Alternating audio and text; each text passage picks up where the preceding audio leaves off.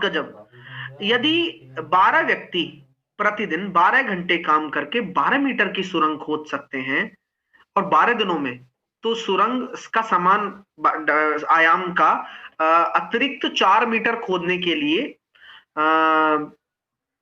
कितने पुरुषों की आवश्यकता होगी? ये दिया गया है कि वे 4 दिन के लिए एक दिन में 4 घंटे काम करते हैं। तो क्वेश्चन बड़ा ही प्यारा है और उसी हिसाब से हम इस प्यारे क्वेश्चन को करने भी वाले हैं। क्या बोला गया है?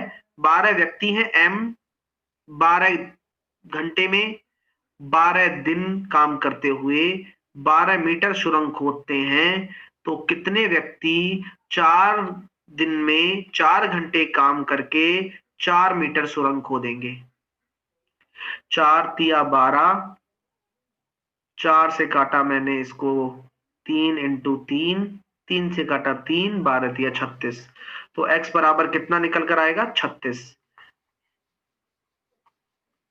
आपका आंसर आ गया होगा, ऐसी मैं उम्मीद करता हूं और इस उम्मीद पे ही सब कुछ कायम है। चलिए, एक त्रिभुज दे रखा है एबीसी में एक कोण शेष 2 कोणों का औसत है। तो बताइए कौन सा त्रिभुज एबीसी के बारे में सदैव सत्य है? अच्छा क्वेश्चन है डियर, बहुत अच्छा क्वेश्चन है। देखिए कैसे करेंगे। मैंने आपके सामने एक ट्रायंगल बनाया, आपको एक एक चीज समझाता हूं मैं और उसके हिसाब से आप चीजों को समझ भी पाएंगे। मैंने एबीसी इसको बोला, तो आप मुझे बताइए कि अगर इस चीज को आपको प्रूफ करना चाहते हो कि एक कोण, कोई भी एक कोण, मैंने इसको मान लिया एंगल ए, मैंने मान लिया इसको एंगल बी, मैंने मान लिया इसको एंगल सी, तो आप मुझे बताइए तीनों कोणों का योग क्या होगा? Angle A plus angle B plus angle C बराबर आपका 180 डिग्री होना चाहिए, होगा ही।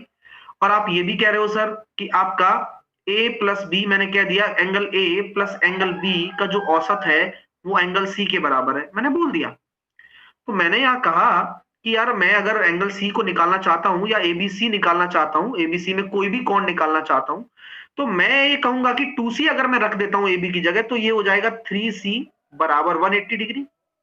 ओके, यानी कि c बराबर आपका 60 डिग्री। तो ये तो कंफर्म है, यहां से स्टेटमेंट एंड कंक्लूजन वाला क्वेश्चन हो गया कि एक कोण 60 होगा ही होगा, तो सी आपका राइट आंसर होगा। Got it? तो ये बहुत अच्छी चीज है, आप ड्राइव करके देख सकते हैं और साथ के साथ अगर नहीं भी समझ में आता है तो आप सॉल्व करके देख लें, आपका आंसर सीधा सीधा निकल जाए। 44 सेंटीमीटर, 32 सेंटीमीटर और 36 सेंटीमीटर की भुजाएं वाले एक धातु के गोले को पिघलाकर कुल संख्या में 12 सेंटीमीटर की त्रिज्या के गोले बनाए जाते हैं, तो धातु के कितने गोले बनाए जा सकते हैं? आप जानते हो कि अगर इतने सेंटीमीटर, इतने सेंटीमीटर, इतने सेंटीमीटर वाले एक धातु के आप क्या कर रहे हो, एक मेटेलिक सॉलिड है जिनकी साइड आपको दे रखी है ना, धात्विक ठोस है ये, है ना, धात्विक ठोस को पिघलाकर आप गोला बना रहे हो। तो आप मुझे बताइए लंबाई चौड़ाई अगर ऊंचाई दे दी तो ये कौन सी आकृति हो गई? सर ये तो एक तरीके से हमारा एक क्यूबॉइड हो गया, जिसमें लंबाई इंटू चौड़ाई इंटू ऊंचाई हमारा आयतन होता है। यह आयतन किसके बराबर है? एन गुणा, यानी कि कितने गोले बन रहे हैं? 4/3 पाई का मान 22/7 और त्रिज्या कितनी है? 12 सेंटीमीटर, तो आर क्यूब। तो 4/3 पाई आर क्यूब आयाम वाले जहां पर आपके कितने गोले बनेंगे अगर इस घनाभ को पिघलाकर बनाया जाए? सब कुछ काटा पीटी चालू रखिएगा। 22 से काट दिया 2 बार, साथ के साथ 2 से काट सकते हैं अपन इसको, 2 से भी काट सकते हैं इसको 2 बार।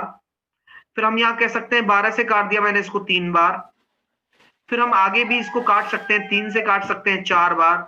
फिर हम आगे काट सकते हैं 8 से इसको 4 बार। फिर 4 से काट सकते हैं 3 बार। फिर 3 से काट सकते हैं 3 बार, तो केवल 7 बचेगा। तो n बराबर 7, यानी कि ऐसे कितने गोले बन सकते हैं जो इतनी त्रिज्या के हों और इस घनाभ को पिघलाकर बनाए गए हों? n बराबर 7 आपका सही उत्तर होगा। चलिए, क्लियर है माय डियर? एक पुरुष है, किसी वस्तु को एक निश्चित कीमत पर बेचकर 20% की हानि उठाता है।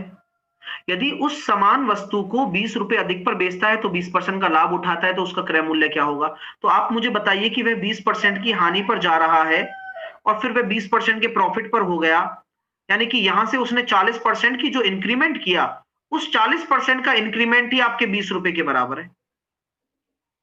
यानी कि आप 100% अगर निकालना चाहते हैं तो आपका जो क्रय मूल्य होगा वो 50 होगा। यदि हेड यानी कि चित्त एक निष्पक्ष या अपक्षपाती सिक्के के पहले 3 उछालों में क्रमागत रूप से दिखाई देता है, तो चौथे उछाल में भी चित्त आने की क्या प्रायिकता है? जैसे कि आपसे बोला जा रहा है कि आपके सामने अगर मैंने कोई हेड अपीयर हुआ मुझे consecutively in the first 3 tosses of a fair bias coin, what is the probability of head appearing in the fourth toss also? 1/2। क्योंकि अब मेरा जो केस है वो केवल उस लास्ट वाले सिक्के पर टिका हुआ है। लास्ट वाले सिक्के में हेड या टेल आने की जो प्रायिकता है उस 2 केस में से कोई भी एक केस, क्योंकि 3 सिक्के पे तो मुझे हेड दिख गया। अब बोल रहा है कि यार हेड ही आना चाहिए चौथे सिक्के पर भी, तो चौथे सिक्के में टोटल कितने केस हैं भाई? 3 सिक्के तो मेरे को स्पष्ट है, 4 सिक्के उछाल रहा हूं उससे कोई लेने देना नहीं है। 3 सिक्के तो स्पष्ट है कि हेड हेड हेड, टोटल 2 ही केस हैं और एक पे आएगा कोई पे भी, बस हो गया काम। 2 एकम 2 का स्क्वायर 4 इकाई अंक यहां से आ गया और 2 का स्क्वायर 4 इकाई अंक यहां से आ गया, 4 + 4 8 इकाई अंक आपके ऑप्शन नंबर ए। पेप्सी की बिक्री में 2015 से 2016 में लगभग कितनी % की कमी हुई? तो 2000 पेप्सी की बात करें, पेप्सी नीला है, ठीक है सर। 2015 से 16 की बात करें तो 2015 में और 2016 में, तो 2015 में पेप्सी 35 लाख बिक रही थी, अब 30 लाख बिक रही है। तो कितने की कमी आ गई? 5 की। किसके रेस्पेक्ट में? 37 के रेस्पेक्ट, 35 के रेस्पेक्ट में 100, तो 1/7 यानी कि आपका 14.28।